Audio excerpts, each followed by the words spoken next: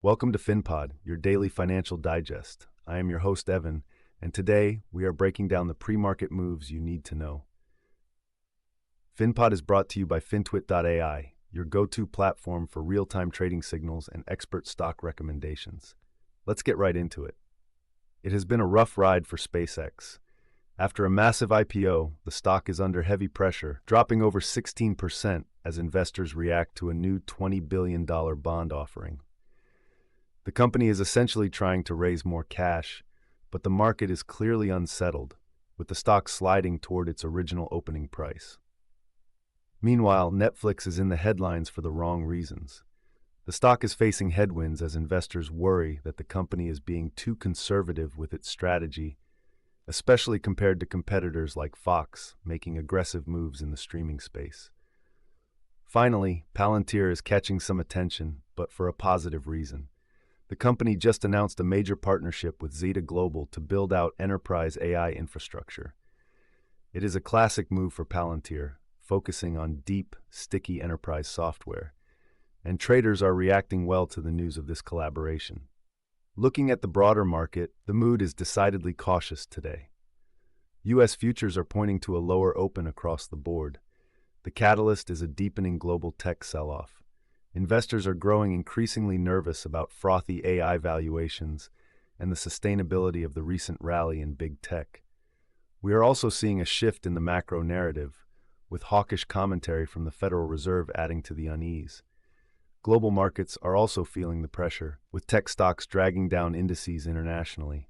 There is no major macro data print today, so the market is really focused on this rotation out of high-flying tech names.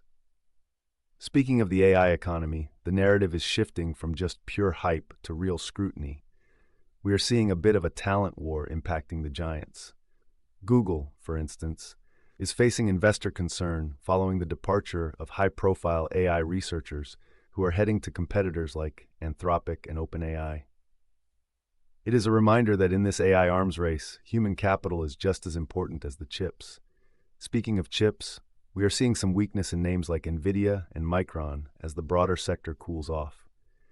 Infrastructure remains the key theme, but the market is becoming much more selective about which companies can actually monetize this AI spend. Moving to stocks in focus, besides the ones we already covered, keep an eye on ZETA Global.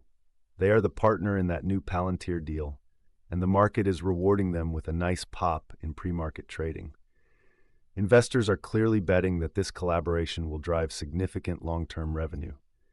On the other hand, the broader tech sector is seeing a bit of a retreat as institutional investors rebalance their portfolios in light of the recent volatility. Before we wrap up, let's look at the earnings calendar. We have FedEx reporting after the close today. The street is looking for around $6 in earnings per share. Investors will be laser-focused on their network efficiency and any commentary on global shipping demand. Also, Carnival Corporation is reporting today. They have had a strong year with record bookings, but all eyes will be on their yield guidance for the rest of the year. KB Home is also on the docket after the bell, with analysts looking for around 45 cents per share. Finally, Korn Ferry just released their numbers, reporting earnings of around $1.40 per share, which was a slight beat. To summarize, we are seeing a broader tech sell-off fueled by valuation concerns and leadership shifts in AI. SpaceX is struggling with a new debt offering, while Palantir is finding success through strategic partnerships. Keep a close watch on FedEx and Carnival later today for signals on the consumer and logistics health. That's it for today's episode.